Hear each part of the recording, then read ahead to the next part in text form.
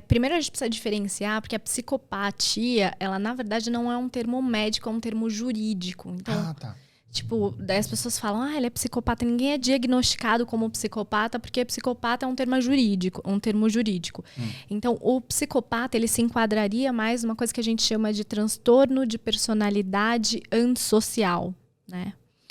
E geralmente ele se enquadra ali no psicopata, que são as pessoas que não têm empatia, extremamente manipuladoras, são mentirosos patológicos. Eles têm também aí uma tendência muito grande à impulsividade, uma necessidade grande do prazer. Isso é parecido com o TDAH, né? Então, eles precisam de um estímulo constante. E também tem umas questões genéticas que vão influenciar, mas também influencia o ambiente, enfim, o desenvolvimento psicossocial dessa pessoa também vai influenciar para o desenvolvimento da psicopatia, do transtorno de personalidade antissocial. Entendi. Nossa, você falou assim da pessoa do ser o mentiroso compulsivo. E aí eu vou te falar um negócio aí. Eu conheci uma pessoa no ensino médio que ele era mentiroso compulsivo, mas ele era demais. São pessoas, e não é a primeira pessoa que eu conheci, não. Ao longo da vida, eu devo ter encontrado umas 3 pessoas assim. Eu não sei se isso tem uma doença, mas enfim, vamos entrar lá. Vou te dar um exemplo. Cara, ele era extremamente mentiroso. Extremamente. Todo dia ele contava uma história mentirosa diferente, e o cara falava que era da Força Aérea, e o moleque com 18 anos. E voava no caça, e aí levou uma menina pra passar de caça.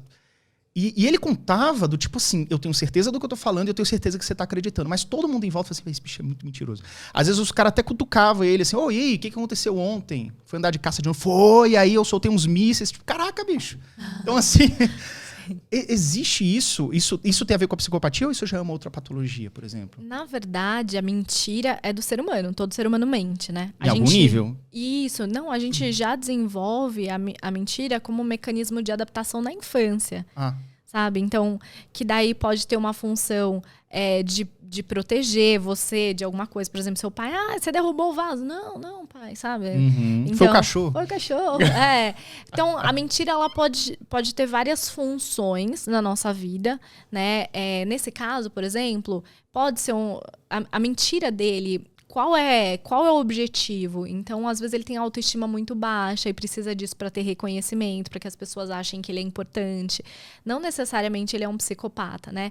Então, a mentira ela tem vários objetivos. A gente precisa analisar como essa mentira patológica. Sempre vai ser um comportamento disfuncional, um comportamento que não é funcional, que não é benéfico para a pessoa e para as pessoas ao redor. Mas nem sempre é um transtorno mental. Né? Assim como a maldade. Anteontem, sei lá, eu tava conversando com a minha mãe e ela tava falando do caso do médico que estuprou as mulheres no parto. Aquele negócio horroroso, né, que saiu. Caramba. Horrível. E aí minha mãe falou, ele é psicopata? Eu falei, vamos lá. Não sei porque eu não avaliei o caso, não avaliei ele, mas a gente tem que tomar cuidado porque as pessoas acham que toda pessoa maldosa é psicopata e isso não é verdade. Tem pessoas que simplesmente são maldosas.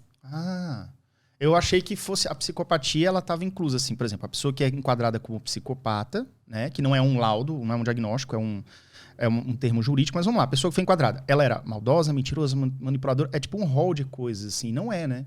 Então existem, assim, pessoas que são realmente maldosas e ponto, é o jeito dela. Isso, e não tem transtorno mental, ela é simplesmente maldosa. Mas o psicopata, na verdade, não é necessariamente que ele é maldoso, é que ele simplesmente não tá nem aí pra ninguém e ele faz o que ele precisa pra que ele consiga o que ele quer, o desejo dele. Nisso, se ele precisar roubar, matar, bater, enganar, ele vai fazer. Não porque ele é necessariamente maldoso, mas simplesmente porque ele não tem empatia, ele não se importa o que vai acontecer com você. Ele só se importa em conseguir o que ele quer para satisfazer o desejo dele. Você como advogada, vamos lá. Porque eu já pensei trocar uma ideia com alguém. Você se formou em Direito, né? Chegou a formar. Largou. No último ano eu larguei. Como é que você faz isso? Foi. O pessoal deve ter caído em cima de você. Como é que você larga no final? Nem me fala. Eu trabalhava lá no Ministério Público, na parte penal, quando eu larguei. Chega disso, jogou pro alto. Né? Não quero. Mas vamos lá.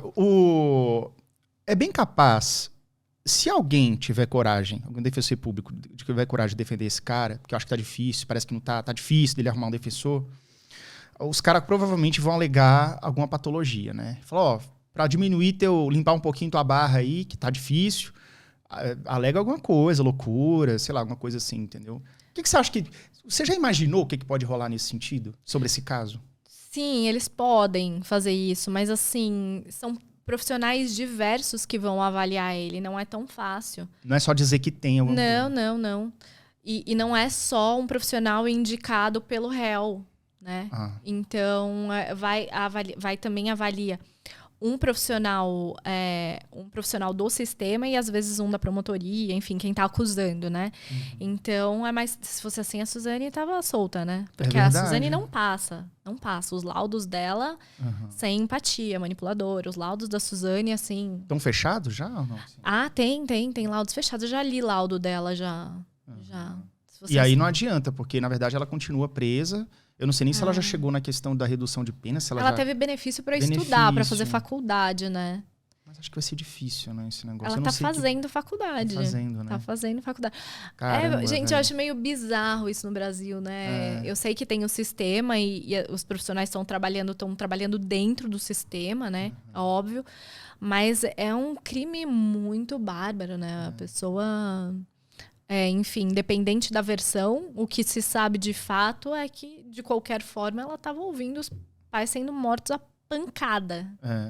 Você imagina, né? Parece que deu um churrasco no dia seguinte. Teve um rolo assim. Deu uma festa e tal. Meu Deus, cara. Então pode um negócio desse? A Suzane é complicada. E essas questões, assim, você já pegou... claro que, sem citar nomes, ou talvez você conheça um caso de uma colega sua, talvez... Algum caso que você ficou chocada, que você quis estudar melhor? Tipo assim, cara, esse caso aqui muito esquisito aqui na clínica. Sim, não relacionado a transtorno de personalidade antissocial, não. Porque o que acontece? Essas pessoas que têm transtorno de personalidade antissocial, os psicopatas, né? Eles não vão para terapia, eles não vão buscar por uma avaliação. Então, você não vai atender eles no consultório, a menos que eles usem isso para conseguir alguma coisa. Então, por exemplo, ele vai usar... alguém falou, sei lá, você só ganha isso se você fizer terapia, sei lá. Então, ele tenta manipular o profissional. Então, ele não vai para buscar ajuda porque ele nem acha que ele tem um problema. Então, nesse sentido, não. Mas já peguei casos mais complexos no sentido de precisar estudar em equipe, né? Porque alguns casos são tantos sintomas que mesmo avaliando, fazendo os testes, a gente precisa avaliar muito bem o histórico dessa pessoa para ver se é um transtorno, se é outro, o que aconteceu direito, para realmente dar o melhor diagnóstico para essa pessoa. Então, sim, acontece. Entendi.